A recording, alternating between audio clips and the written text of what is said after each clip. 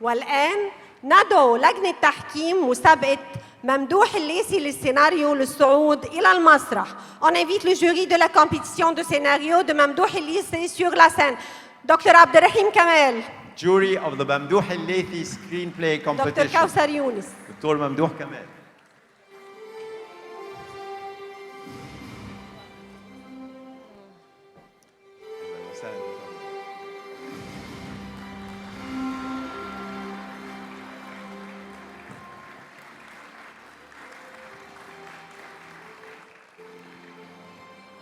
اهلا وسهلا. دكتور سناء هاشم. دكتور سناء هاشم مش موجودة. ولا دكتور كوثر يونس؟ لا لا. خلاص. هيجوا في الختام إن شاء الله. كده لجان التحكيم كلها. فتسمحوا لي دلوقتي إني أطلب من الفنانة الكبيرة اللي كلنا بنحبها إلهام شاهين أن تصعد إلى المسرح.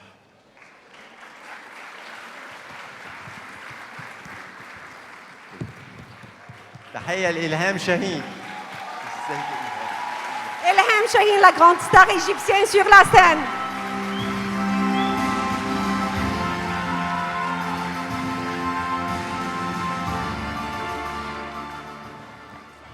مساء الفل عليك. أكيد مساء الخير عليكم. كل سنة وأنتم طيبين، كل مهرجان وإحنا كلنا طيبين. بحب اسكندرية وبحب مهرجان اسكندرية جدا وبحب جمهور اسكندرية. أنا بحبكم قوي. وعايزة أقول النهاردة لكل المكرمين وهم أساتذة كبار وتاريخ طويل ومشرف، أقول لهم ألف ألف مبروك. كلها أسماء كبيرة تستحق هذا التكريم. أما بشكل خاص عشان ما أطولش عليكم قولي براحتك.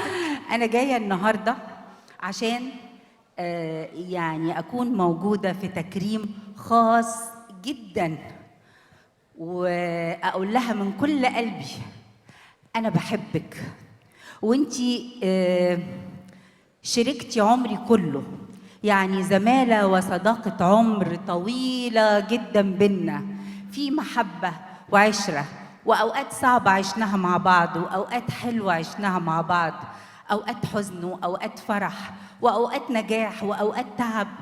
كل أنواع المشاعر إحنا عشناها مع بعض.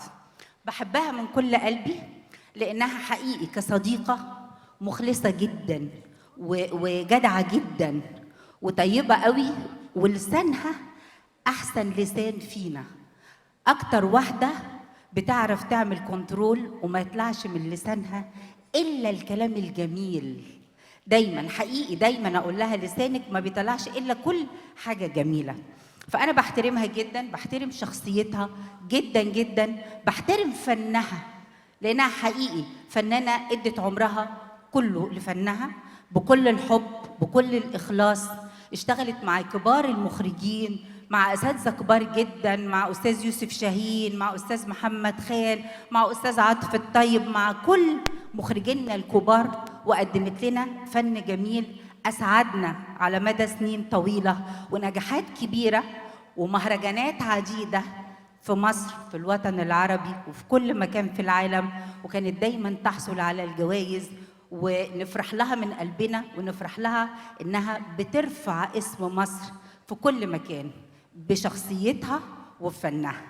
مع النجمة الكبيرة الجميلة صديقة عمري وحبيبتي الفنانة الكبيرة ليلى علوي.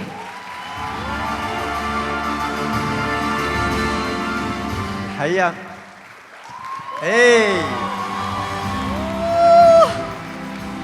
ليلى علوي. ليلى علوي.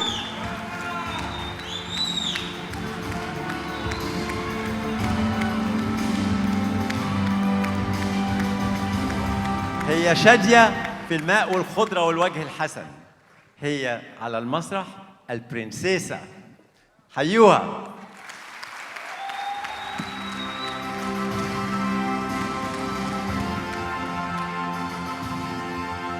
نشوف مع بعض الفيلم.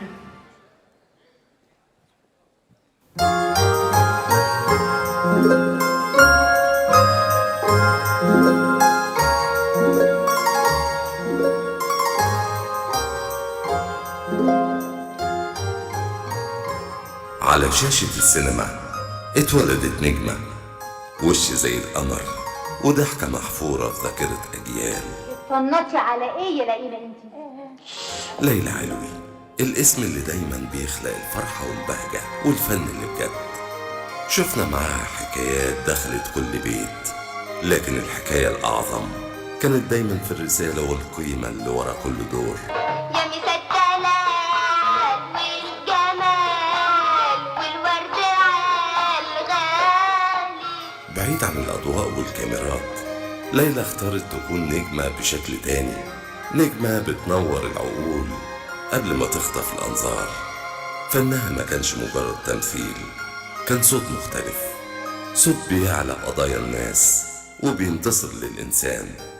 كانت سفيرة للفن المصري في كل مكان، والأهم كانت سفيرة للأمل والحياة. كمان مبسوطة قوي إن أنا جيت هنا النهاردة، لأني واقفة معاهم وبكمل المشوار معاهم. دايما شايفة إن الفنان دوره ما بينتهيش عند كلمة فركش، دوره بيكمل في الشارع وفي كل مكان محتاج لصوت حاسس بالناس.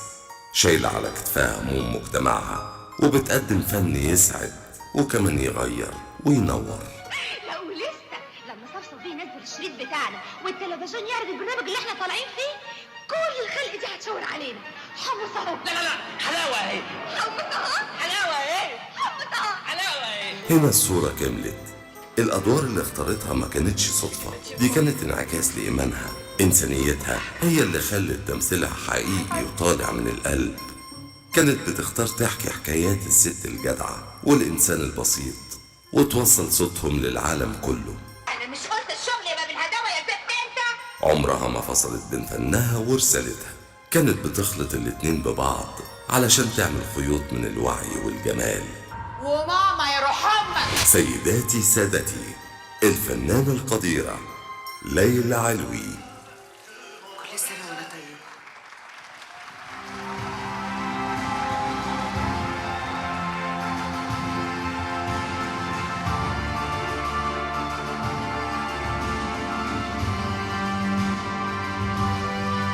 تحية كبيرة جدا جدا. حبيت وانا قوي قوي قوي والله. انا كمان بحبكم جدا، وحبكم ده بالنسبه لي سر سعادتي وسر حياتي، لان حبكم وتقديركم واحترامكم لمشواري والشخصي هو ده مصدر الحياه بالنسبه لي. بشكركم وبشكر الحضور الكريم جدا، وبشكر كل زمايلي الغاليين عندي وعشرة العمر. الأستاذة إلهام، ميرسي لحضورك. على فكرة إلهام لسه واصلة وجاية امبارح مخصوص من باريس عشان تيجي النهاردة. شكرا عزيزتي إلهام.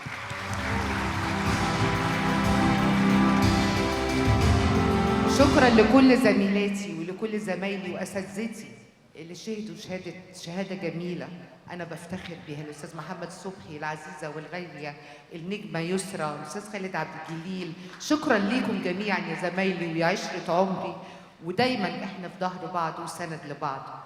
شكرا لجمهوري الحبيب اللي أنا بيديني الثقة في إن أنا أستمر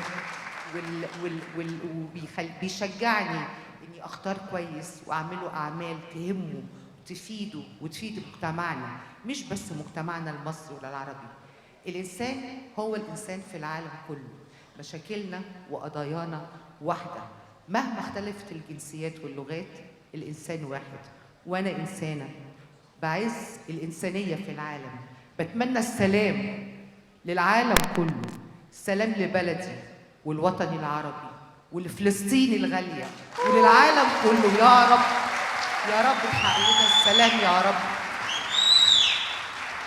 شكرا شكرا شكرا لمهرجان اسكندرية عروس البحر المتوسط اللي بيحتفل النهارده وكل مشواره وسنينه دايما بسينما دول البحر المتوسط اللي كلنا بنعتز بيها.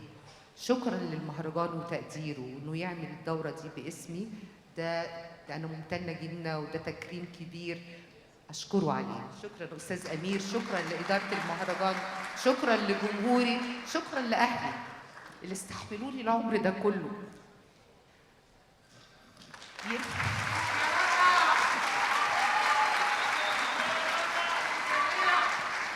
اكون قصرت ناحيه اهلي وناحيه بيتي وناحيه اصدقائي الغاليين عشان خاطر شغلي، بس هم استحملوني وساعدوني. شكرا. اشكرك يا رب. الحمد لله. شكرا.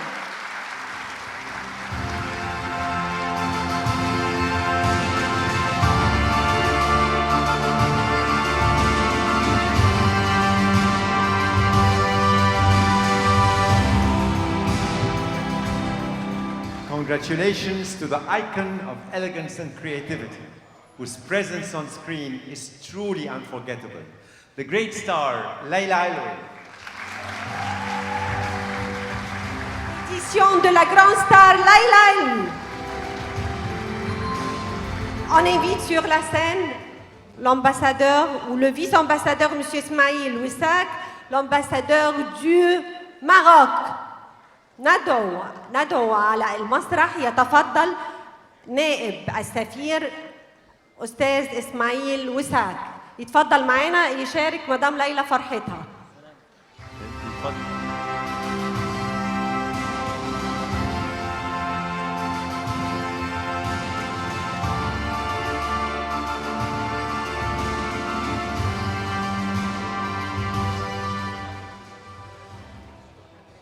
عايزكم تحيوا تحية خاصة للصداقة بين الفنانتين إلهام شاهين وليلى علوي.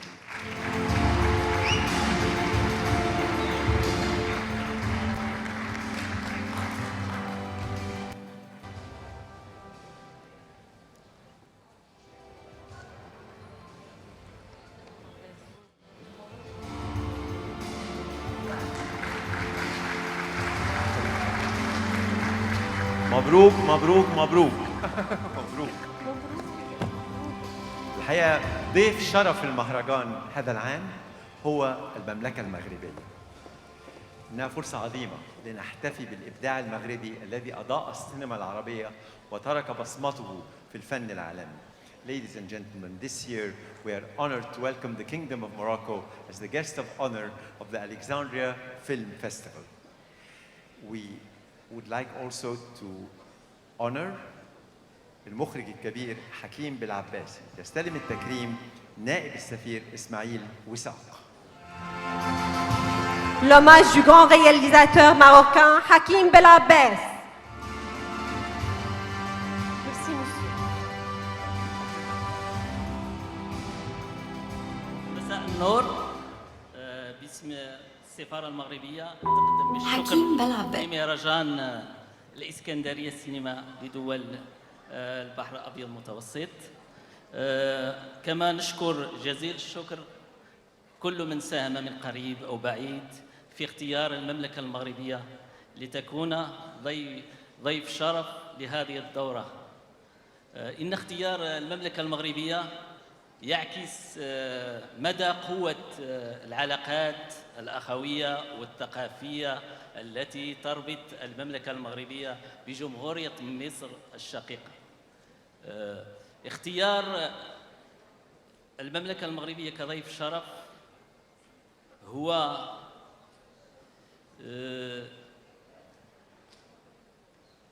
اختيار لدولة شقيقة من شأنه أن يفتح آفاق لتعاون أكبر بين الممثلين والمنتجين والمخرجين. وشكرا جزيلا مرة أخرى. وقبل ما أختم أن أقول بأن اختيار المملكة المغربية إلى جانب كون دورة النجمة ليلى علوي وهي النجمة محبوبة لدى الجماهير المغربية. شكرا جزيلا مرة أخرى لكم. شكرا معالي نائب السفير.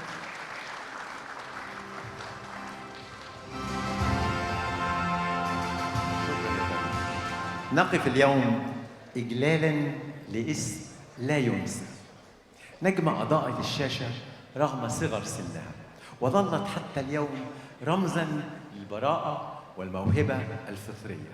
هي الطفلة التي أبهرت العالم والأجيال بضحكتها وموهبتها، وتركت بصمة لا تمحى في ذاكرة السينما المصرية والعربية. عرفتوها؟ الطفلة فيروز. تستلم درع التكريم ابنتها إيمان جمجوم. Amen. الله، تفضلي. Hommage du nom de la merveilleuse enfant Fayrouz.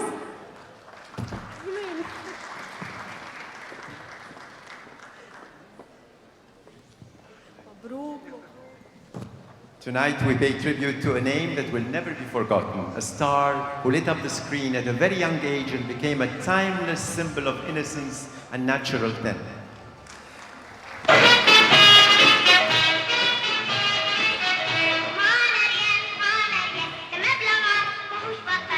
بيقول لك في معجزات بتحصل كل فين وفين، وفي يوم السينما المصرية سحبت على معجزات بترقص وتغني وتملى الدنيا شقاوة.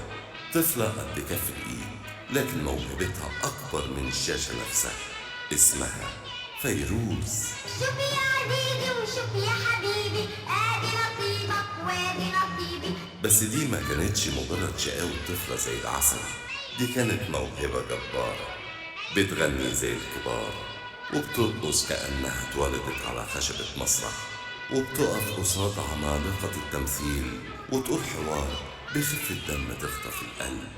احنا لقينا حاجة وقعت علينا، بس عاوز القمر عشان نعرف التكت بتاعتكم ولا لأ.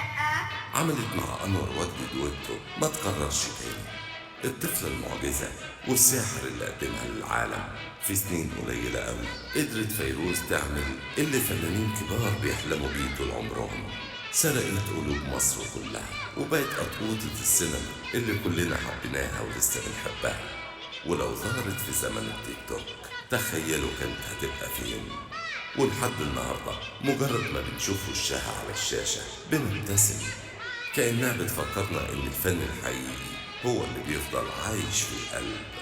فيروز زلزال شقاوة، زلزال شقاوة. الطفلة المعجزة فيروز. الحقيقه ايمان كانت قايله لي غاده اوعي تحطيني في موقف وحش، انا مش عايزه اتكلم ومش عارفه هقول ايه، لكن هي دلوقتي لازم تتكلم بعد جسمها اللي مقشعر وعماله بتقولي ده وهي بتتفرج على الفيلم. مساء الخير وكل سنة وحضراتكم طيبين. فعلا أنا كنت شوية قلت مش هقدر أتكلم لأني لما بشوف ماما على الشاشة غصب عني ببقى متأثرة جدا.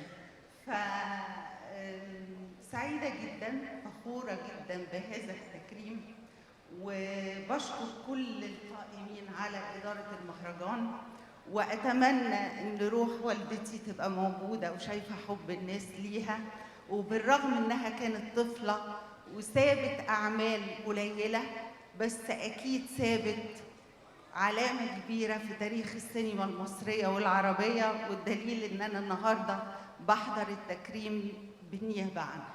أشكركم وكل سنة وحضراتكم طيبين.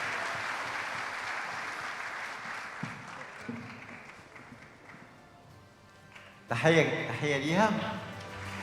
إيمان بدر الدين جمجوم. دايما يعني رئيس المهرجان الأستاذ أمير دايما يعني بينتقي ودايما بيختار الناس المتميزين، وبشكره شكرا جزيلا على مجهوده دايما إن هو بيسيب دايما فرحة في قلوب كل الناس اللي بتحب الفن. نسافر بره بقى، نسافر بره. ضيفنا اليوم هو أحد أعمدة السينما الفرنسية، مخرج استطاع أن يمزج بين الإنسانية العميقة والحس الفني الراقي. أعماله تميزت بالدفء والصدق.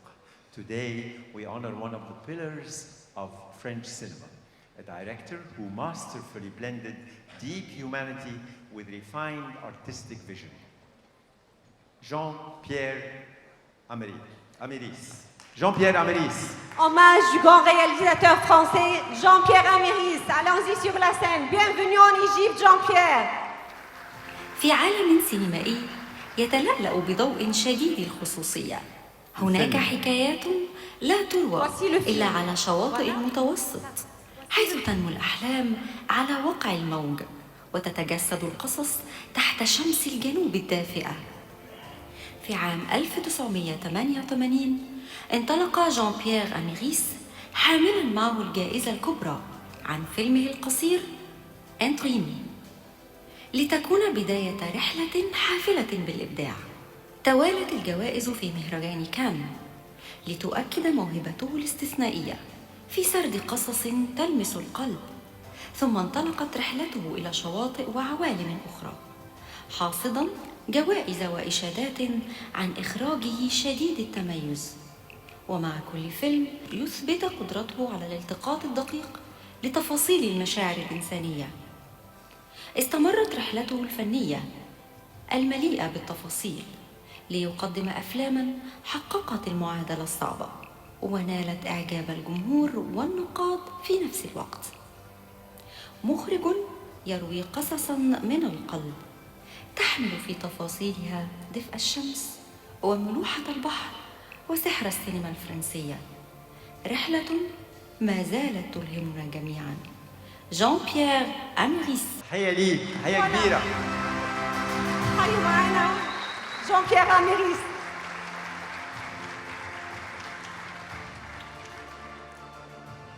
Bienvenue Jean-Pierre ici en Égypte. Bienvenue.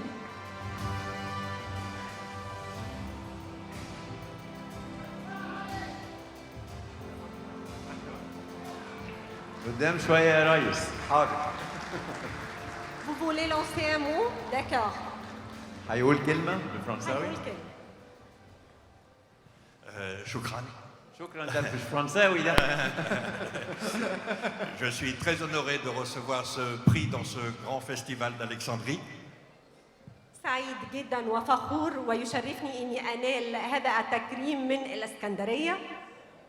Je le prends comme une récompense pour avoir consacré ma vie à ma passion, à notre passion du cinéma, à faire des films.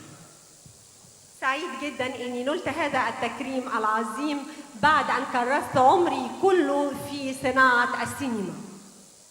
Et aussi comme un encouragement à continuer encore. J'espère en faire quelques-uns. Je n'ai pas encore envie de prendre ma retraite. Merci beaucoup. وبيتشجع جدا بهذا التكريم وخلاه يقرر انه لازم يفضل مكمل على طول على انه لازم يكمل في صناعه السينما ويقدم افلام اكثر واكثر. ممتن بهذا التكريم من مصر. جان بيير أميريس، فرنسا. Merci Jean-Pierre, merci et bienvenue tout le temps en Égypte. من إسبانيا، من بلد الفلامينكو والشمس والسينما العريقة، تأتينا نجمة لها حضور طاغي على الشاشة. قدمت أدواراً متنوعة مزجت بين قوة المرأة ونعومتها، وأثبتت أن الفن لغة عالمية تتخطى الحدود. هي الفنانة التي أضاءت السينما الإسبانية والعالمية ببريقها الخاص. إنها النجمة الكبيرة والمخرجة مرسيدس أورتيغا. From Spain, the land of flamenco sunshine and the rich cinematic heritage, comes a star with a magnetic presence on screen. Her performances reflect both the strength and grace of women, proving that art is a universal language beyond borders. Mercedes Ortega. Hommage de la grande star espagnole Mercedes Ortega de l'Espagne. الفيلم بيقولوا إن الإبداع بيبدأ من الصمت، من لحظة سكون. ساعتها بنسمع صوت الروح بتهمس، تصرخ وتبتدي تحكي وتبوح. إبداعها كان صرخة بتجمع حكايات جاية من أسبانيا، من شمسها اللي بتنور ومن ظلها اللي بيحكي حكايات زمان. كل خطوة مشيتها كانت درس، من فنانة بترسم حلمها على ورق لمنتجة بتخلي الأحلام دي حقيقة، وبصوتها كلماتها وحركتها بتخلق ألف حكاية وحكاية. هي مش مجرد عين فنانة بتشوف الجمال وتنقله للناس، هي كمان عقل بيرتب وينظم الشغف ده كله ويحوله لصورة ثرية تسعد الناس.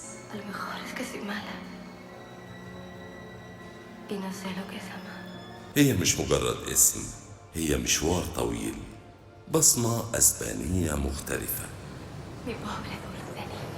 مرسيدس أورتيغا. Mercedes Ortega.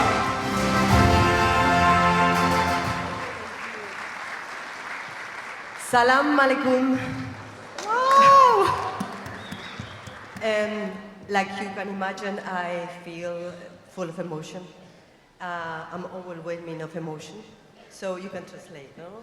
هي مشاعرها فياضة لدرجة مش عارفة تعبر عن نفسها. And when you have so much emotion, you always remind the people that you love. And tonight, I'm very close to my grandmother. لما بيكون كلك مشاعر كده بتفتكر دايما الناس اللي بتحبهم، وهي النهارده حاسة إنها قريبة جدا من جدتها. My granny used to say, Mercedes, live very intense and be very value of every single day of your life because they never return, they go away.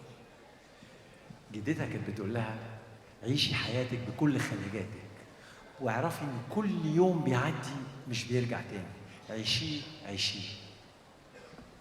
But today is an exception because this day, tonight, is going to be alive forever in me. I will never forget this day. It's more than I can explain. النهارده بتقول يوم مختلف خالص خالص خالص، ان يوم هعيش معاها عمرها كله وهي مش عارفه ومش قادره تعبر عن سعادتها بهذا اليوم. I always wanted to come to Egypt. It was my fantasy, it was a desire, a big desire. And I have to confess that my spiritual consultants always told me, you have to go to Egypt because it's something there for you in your past life, memories. You have to come. بتقول هي طول عمرها كان نفسها تيجي مصر، لكن الروحانيات قالت لها انت لازم تيجي مصر، انت عندك حاجه هنا في مصر سايباها، انت روحك موجوده هنا. Yes, it's true. When I stepped Alejandria, I felt at home, safe, free, like if I belonged here. مش عايزه معانا مرسيدس اورتيجا. مش عايزه ترجم. اول ما نزلت من الطياره من على ايطاليا حسيت بالامان، حسيت ان انا بنتمي لمصر هنا. تسقيفه. So today is like everything has sense. This very complex profession, cinema is very complex. Is sacrifice, is a lot of struggle. But today everything has sense more than ever. النهارده الحياه ليها معنى بكل الواحد بيعدي فيه من مشاكل وكده. النهارده انا حاسه بكل حاجه بكل مشاعر. Thank you. Yes. So thanks to you. Shukram. Thank you. Merci. Gracias, Alexandria Film Festival of Mediterranean Countries. Thanks God. Thanks to you. I will always keep you in my heart, in my soul, where you probably have been always. Thank you very much. Merci beaucoup, Mercedes Ortiga.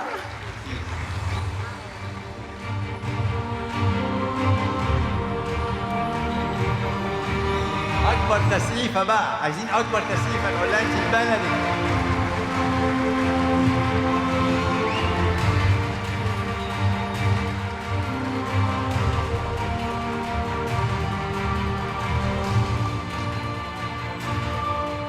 من تونس الخضراء، بلد الثقافه والفكر